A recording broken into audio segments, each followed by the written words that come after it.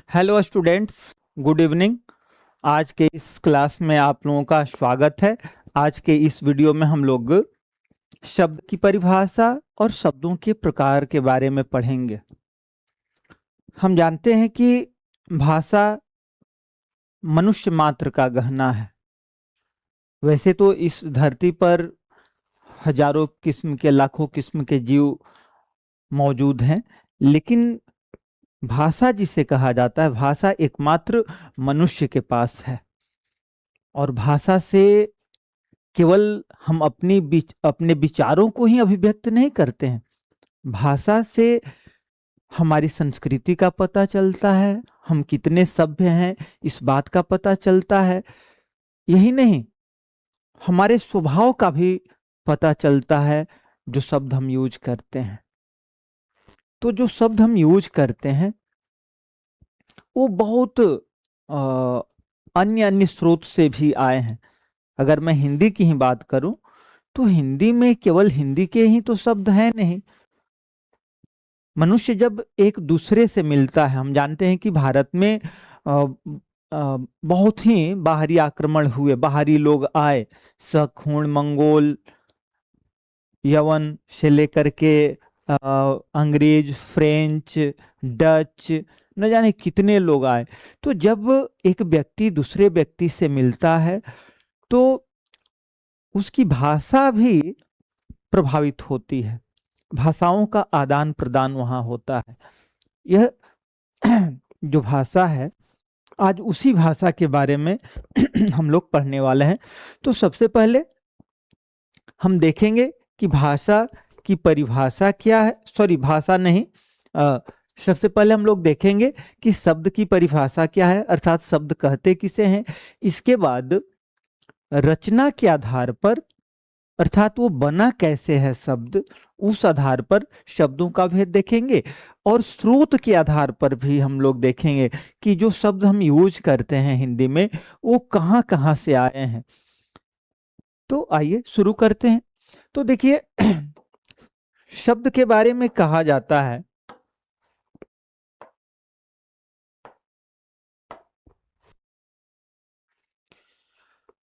नारायण नारायण, शब्द के बारे में कहा जाता है कि वर्णों का, अर्थात अक्षरों का जो सार्थक मेल होता है, मेल मतलब समूह होता है, जो झुंड होता है, वो शब्द कहलाता है। तो जब हम इस परिभाषा को देखते हैं कि वर्णों या अक्षरों का जो सार्थक मेल है, सार्थक समूह है, उसे शब्द कहते हैं। तो इसमें दो बात आती है, एक मेल और दूसरा सार्थक। मेल मतलब समूह, यानी एक से अधिक वो वर्ण होंगे उसमें, या एक से अधिक अक्षर होंगे उसमें। और दूसरा चीज है कि उसमें अर्थ भी होगा। बिना अर्थ वाले वर्णों के जो समूह हैं उनको जनरली शब्द माना ही नहीं जाता है। हाँ, ऐसे वैज्ञानिक ढंग से उसको एक स्टडी के लिए हम कहें तो उसको निरर्थक शब्द कह दिया जाता है। वैसे वो शब्द है ही नहीं। क्यों नहीं शब्द है? क्योंकि शब्द की जो परिभाषा है उस परिभाषा पर ही वो खरे नहीं उतरते हैं। क्यों? क्योंकि वर्ण का सार्थक होना जरूरी है और समूह होना भी जरूरी है। तो चलिए ठीक है, तो शब्द की परिभाषा हम लोग देखें कि एक या एक से अधिक वर्णों या अक्षरों का जो सार्थक मेल होता है, मीनिंगफुल ग्रुप होता है, वो शब्द अर्थात वर्ड कहा जाता है। ठीक है। अब जैसे कि कमल है, तो कमल जो है का इसमें हलंत लगा हुआ है, यानी कि इसमें से स्वर निकला हुआ है। क प्लस अ प्लस म प्लस अ प्लस ल प्लस अ, ये सब जब इकट्ठा होता है तो एक बनता है शब्द कमल। कमल अर्थात एक फूल, जो कि किसी चीज का। लेकिन वही अगर कमल, उसी को हम अगर ल म क कहें तो यह कोई मीनिंग नहीं दे रहा है, यह कोई अर्थ नहीं दे रहा है। तो यहाँ ये लमक जो है एक शब्द कहाँ ही नहीं जाएगा। ठीक है। इसके बाद है कि शब्द, और जनरली सामान्य आदमी या छोटा छोटा क्या माने, एक तरह से कहा जाए कि बोर्ड लेवल का जो स्टूडेंट होता है कंफ्यूज होता है कि शब्द किसे कहते हैं, पद किसे कहते हैं। तो देखिए, प्रत्येक पद शब्द होता है लेकिन प्रत्येक शब्द पद नहीं होता है। बात ध्यान दिए, मैं क्या कह रहा हूं कि प्रत्येक पद शब्द होता है लेकिन प्रत्येक शब्द पद नहीं होता है। तो शब्द क्या चीज है? शब्द जैसे कि हम कुछ भी कहें, राम श्याम हनुमान मोहन दिल्ली कलकत्ता, ये क्या हो गया? ये शब्द हो गया। लेकिन पद के लिए जरूरी है कि वह किसी वाक्य का हिस्सा है या नहीं है। अगर वाक्य का हिस्सा है उस पर तमाम जो कारक वचन लिंग ये सब चीज से जब वो बंध जाता है तो क्या कहा जाता है? पद कहा जाता है। मतलब जब वो इंडिपेंडेंट है, बिना माने वो वाक्य में नहीं है तो क्या है? शब्द है। जब वो वाक्य में प्रयोग हो जाता है वह पद हो जाता है, और जब पद हो जाता है तो व्याकरण के नियमों से वो बंध हो जाता है। बात आ गई समझ में? अब हम लोग देखेंगे सबसे पहले कि व्युत्पत्ति। व्युत्पत्ति माने उसका उत्पत्ति कैसे हुआ, स्रोत कहां से वो शब्द आया। तो व्युत्पत्ति के आधार पर, यानी स्रोत जो है कहां से उसका उत्पत्ति हुआ, उस आधार पर हम लोग जनरली शब्दों को चार भाग में बांटते हैं, यानी चार प्रकार हम मानते हैं। एक तत्सम, तत्भव, देशज, विदेशज। लेकिन कुछ मॉडर्न ग्रामेरियन एक पांचवा प्रकार भी मानते हैं। पांचवा प्रकार जो कि हाइब्रिड है। हाइब्रिड है यानी कि वो शंकर है। शंकर कौन सा? तालव्य श वाला शंकर नहीं, बल्कि वो दंत्य स वाला शंकर। तो उसको भी हम लोग देखेंगे। जो ट्रेडिशनली जो शब्दों का भेद देखा जाता है स्रोत के आधार पर, व्युत्पत्ति के आधार पर, वो तत्सम, तद्भव, देशज और विदेशज या विदेशी या आगत ऐसा भी कहते हैं। विदेशी शब्द भी कहते हैं, विदेशज भी कहते हैं, या आगत शब्द भी कहे जाते हैं। तो तत्सम, तत्सम का अर्थ है तत्सम। तत्सम किसके? तत् माने उसके, असम यानी समान। तत्सम यानी तत् अर्थात उसके, सम यानी समान। यानी जो संस्कृत भाषा से बिना किसी परिवर्तन के हिंदी में जो शब्द आ गए हैं, अभी भी यूज हो रहे हैं, वे शब्द तत्सम शब्द कहे जाते हैं।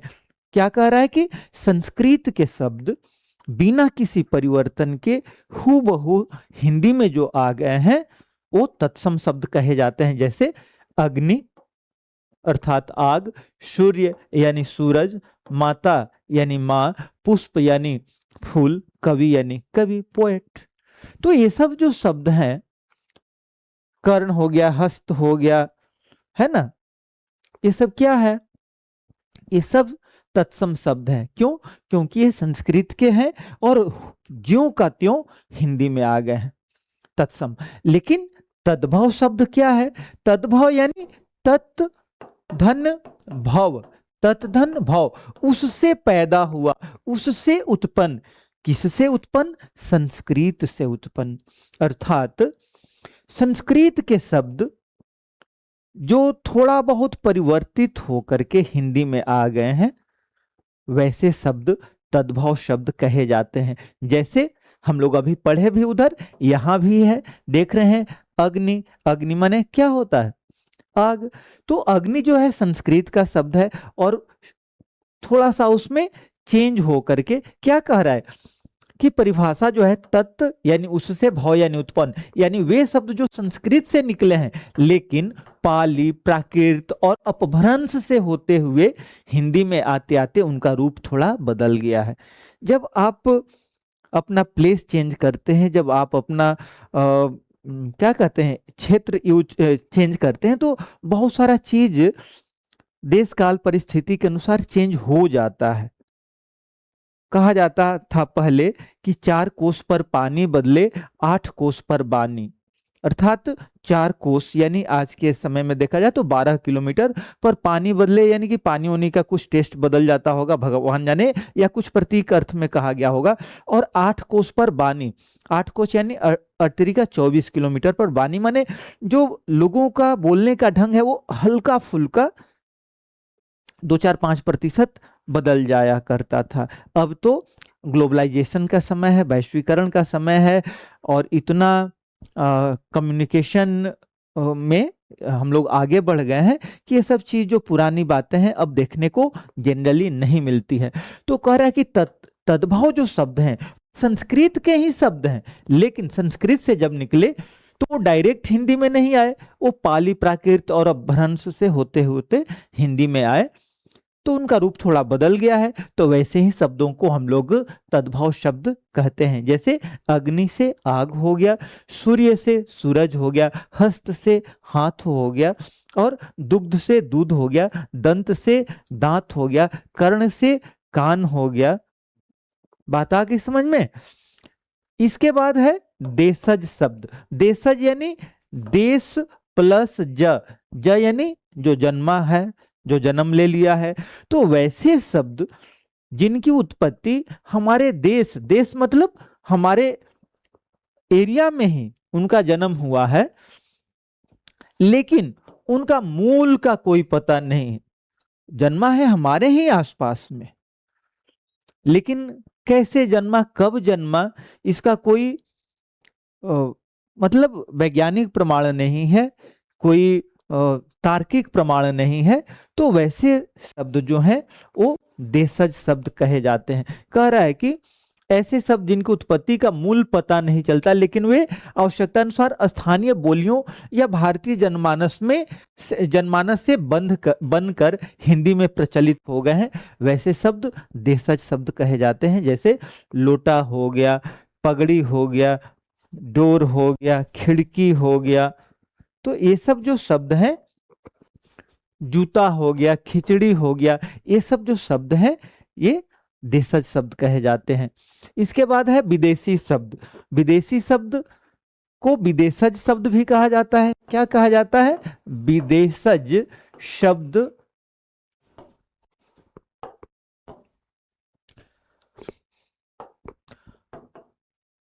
विदेशज शब्द भी कहा जाता है, या आगत शब्द भी कहा जाता है। तो विदेशज जो शब्द हैं या विदेशी जो शब्द हैं वो हिंदी के शब्द नहीं है, संस्कृत के शब्द नहीं है, बल्कि नाम ही है विदेश। यानी वो दूसरे देश की जो भाषाएं हैं, अंग्रेजी है, फ्रांसीसी है, जर्मन है, जापानीज है, फ्रेंच है, या तो इन सब भाषाओं से, अलग अलग देश के भाषाओं से वो हमारे यहाँ आ गए हैं। तो वैसे शब्दों को हम लोग विदेशज शब्द कहते हैं। जैसे अंग्रेजी से देखा जाए, स्कूल, स्टेशन, डॉक्टर, ट्रेन, ये सब अंग्रेजी के शब्द माने जाते हैं। इसके बाद है अरबी फारसी से, जैसे आदमी हो गया, कागज हो गया, कानून हो गया, चश्मा हो गया, जिला हो गया। आगे कह रहा है कि तुर्की से कैंची, तोप, लाश, ये सब। आज हम लोग इन सब शब्दों को खूब यूज करते हैं और हम लोगों को पता भी नहीं चलता कि अरे ये तो हिंदी के शब्द ही नहीं है। दिन रात कैंची, लाश, आदमी, कागज, कानून, चश्मा, पुर्तगाली से गमला, अलमारी, चाबी। पता चलता है कि ये सब शब्द कभी पुर्तगाली रहे होंगे, क्योंकि पुर्तगाली भी भारत पर शासन किए। तो ये सब जो शब्द हैं विदेशी भाषाओं के, जो हिंदी में आ गए हैं, इनको विदेशज शब्द कहा जाता है। इसके बाद जैसा कि मैं बताया कि आज के कुछ भाषाविद जो हैं वो संकर शब्दों की चर्चा कर रहे हैं, और ये संकर है दंत्य स वाला, ये तालव्य श वाला नहीं है। तालव्य स वाला संकर यानी शंकर भगवान होता है, ठीक ना। तो संकर शब्द क्या है? संकर का मतलब ही होता है हाइब्रिड, यानी दो भिन्न भिन्न चीज मिल गया। जैसे कि अलग अलग भाषाओं के शब्द जब मिल करके, दो अलग अलग भाषाओं के शब्द मिल करके जब शब्द बना देते हैं तो संकर शब्द अर्थात हाइब्रिड शब्द कहे जाते हैं। कैसा शब्द कहा जाता है? हाइब्रिड शब्द कहा जाता है, ठीक है। जैसे हम रेलगाड़ी को देखें, दिन रात हम लोग शब्द यूज करते हैं रेलगाड़ी, लेकिन क्या आपको पता है कि रेल तो हिंदी का शब्द ही नहीं है। रेल तो अंग्रेजी शब्द हो गया और गाड़ी हो गया हिंदी। तो रेलगाड़ी में रेल अंग्रेजी हो गया और गाड़ी हिंदी हो गया, रेलगाड़ी हो गया। टिकट घर, टिकट हो गया अंग्रेजी या घर हो गया हिंदी, टिकट घर एक नया शब्द हो गया। छायादार, छाया हो गया संस्कृत और दार हो गया फारसी, संस्कृत प्लस फारसी एक नया शब्द हो गया। तो ऐसे माने इस रूप से जब शब्द बनते हैं तो वैसे शब्दों को संकर शब्द या हाइब्रिड या कहा जाता है। ठीक है, इसके बाद अब हम देखते हैं रचना या बनावट के आधार पर। अभी जो हम लोग शब्दों को देखे यह स्रोत के आधार पर था कि कहाँ से वो आए हैं, लेकिन अभी जो देखेंगे कि वो बनावट उनका कैसा है, किस तरह से बने हुए हैं। तो बनावट के आधार पर शब्दों के तीन भेद होते हैं, रूढ़, यौगिक और योग रूढ़। रूढ़, यौगिक और योग रूढ़। अब देखिए रूढ़ क्या होता है। रूढ़ शब्द वे शब्द होते हैं जिनके बारे में दो शब्द हम लोग को ध्यान रखना होगा। एक तो कि उनका खंड जो है मीनिंगफुल नहीं होगा। रूढ़ शब्दों की खासियत है कि उनका जो टुकड़ा करेंगे आप तो वो मीनिंगफुल नहीं होगा। दूसरा चीज है जो कि बहुत बढ़िया परिभाषा है, कह रहा है कि वे शब्द जो परंपरा से, बात ध्यान दीजिएगा, हम लोग जो भी शब्द बोलते हैं वो तो एक तरह से इंडिकेटर का काम है ना। ऐसा थोड़े है कि हम जल कह रहे हैं जिस चीज को, उसी को कोई वाटर कह रहा है, कोई वारी कह रहा है, कोई अलग अलग शब्दों से ये कर रहा है। तो कोई भी चीज में जो अर्थ है वो ऐसा नहीं कि उसमें कोई खास चीज है जिसके चलते उसको वैसा कहा जाता है, नहीं। वो इस शब्द को देखिए, कह रहे कि वे शब्द जो परंपरा से किसी विशेष अर्थ के लिए प्रयोग होते आ रहे हैं, जिनके टुकड़े करने पर उन टुकड़ों का कोई अर्थ नहीं निकलता, उन्हें रूढ़ शब्द कहते हैं। जैसा कि मैं बताया कि रूढ़ शब्द क्या होते हैं, पहला चीज कि उनका टुकड़ा मीनिंगफुल नहीं होगा, सार्थक नहीं होगा। दूसरा चीज है कि वो किसी अर्थ में रूढ़ हो गए हैं, हजारों साल से वैसा हम लोग यूज करते आ रहे हैं, तो क्या कहे जाएंगे, रूढ़ शब्द कहेंगे। सरल पहचान क्या है कि इनके टुकड़े नहीं किए जा सकते, अगर तोड़ेंगे या वर्ण अलग अलग हो जाएंगे तो कोई मतलब नहीं होगा। जैसे कल हो गया, घर हो गया, पानी, दिन, घोड़ा, हाथी, कुछ। इसके बाद है इसके बाद दूसरा जो है यौगिक शब्द। यौगिक शब्द जो होते हैं दो शब्दों से मिलकर के बने होते हैं। ठीक है, यौगिक का अर्थ ही है योग से बना हुआ, अर्थात वे शब्द जो दो या दो से अधिक सार्थक शब्दों के मेल से बनते हैं। कैसे बनते हैं, दो या दो से अधिक सार्थक शब्दों के मेल से बनते हैं, वो यौगिक शब्द होते हैं। जैसे हम कहें विद्या प्लस आलय, विद्या प्लस आलय क्या हो गया, विद्यालय हो गया। प्रधानमंत्री, प्रधान प्लस मंत्री, प्रधानमंत्री। दूध प्लस वाला, दूध वाला। रसोई घर, रसोई प्लस घर, रसोई घर। तो हम यहां देख रहे हैं कि दो शब्द है, यह हो गया सत्य प्लस चित प्लस आनंद, सच्चिदानंद। तो वहां आप देख रहे हैं कि तीन पार्ट मिलकर के एक शब्द बन गया। तो यौगिक शब्द की खासियत है कि दो या दो से अधिक शब्दों के मेल से बने होते हैं और उनका जो टुकड़ा करते हैं, जैसे कि विद्यालय है, इसको तोड़िएगा, विद्या प्लस आलय हो गया। प्रधानमंत्री, प्रधान प्लस मंत्री। दूध वाला, दूध प्लस वाला। तो उसका जो टुकड़ा है वो भी मीनिंगफुल रह रहा है, जबकि रूढ़ में ऐसा नहीं होता था। अब हम देखेंगे योग रूढ़। देखिए योग रूढ़ जो शब्द है, यह रूढ़ का भी कुछ क्वालिटी है इसमें और कुछ यौगिक का भी क्वालिटी है। अर्थात रूढ़ और योग क्या कहते हैं, रूढ़ और यौगिक दोनों का क्वालिटी लिए हुए है कौन, योग रूढ़। आइए इसकी परिभाषा देखते हैं। कह रहा है कि वे सब जो बनावट में तो यौगिक होते हैं, यौगिक यानी यौगिक जो शब्द हम लोग देखे, लेकिन उनका सीधा अर्थ न निकलकर कोई तीसरा या विशेष अर्थ निकलता है। क्या कहते थे कि यौगिक में क्या होता था कि जो शब्द का कंप्लीटली जो अर्थ होता था वहीं उसको टुकड़ा करने के बाद भी अर्थ होता था। लेकिन योग रूढ़ में क्या होता है कि जब दो या दो से अधिक शब्दों से मिलकर के बना है, लेकिन उसका टुकड़ा करने पर अलग अर्थ देता है और वैसे कंप्लीटली एक अन्य अर्थ में रूढ़ हो चुका रहता है। ठीक है, जैसे अब हम पंकज है, पंकज, पंक यानी कीचड़, ज यानी जन्मा हुआ, तो जिसका भी जन्म कीचड़ में हुआ हो या जल, जलज, जल प्लस जज, जिसका जन्म जल में हुआ हो, तो जल में तो बहुत सारे जीव जन्मते हैं, पंक अर्थात कीचड़ में तो बहुत सारे जीव या वनस्पतियां जन्म ले लेती हैं। तो क्या उन सबको हम पंकज कहते हैं, उन सबको हम जलज कहते हैं? नहीं कहते हैं। शाब्दिक अर्थ तो हो रहा है यार, लेकिन उनको हम तो नहीं कहते हैं। पंकज और जलज हम किसको कहते हैं? कमल को कहते हैं। क्यों? क्योंकि ये जो शब्द है पंकज या जलज जो है वो कमल के अर्थ में रूढ़ हो चुके हैं। तो योगरूढ़, मुझे उम्मीद है आपको समझ में आ गया है। अब लंबोदर है, लंबोदर तो बहुत सारे ऐसे लोग हैं जिनका पेट बहुत निकल आता है, लंबा उदर वाला हो जाते हैं, लेकिन उनको तो लंबोदर लंबोदर नहीं कहा जाता है। लंबोदर जो है किस अर्थ में रूढ़ हो गया है? गणेश जी के अर्थ में रूढ़ हो गया है। ठीक है, तो ये रहा आज का क्लास। मुझे उम्मीद है आप लोगों को बढ़िया लगा होगा। अगर वीडियो बढ़िया लगा हो तो इसे शेयर कर दीजिए, दोस्त मित्र को भेज दीजिए। आज का वीडियो देखने के लिए आप लोगों को बहुत बहुत धन्यवाद। Thank you.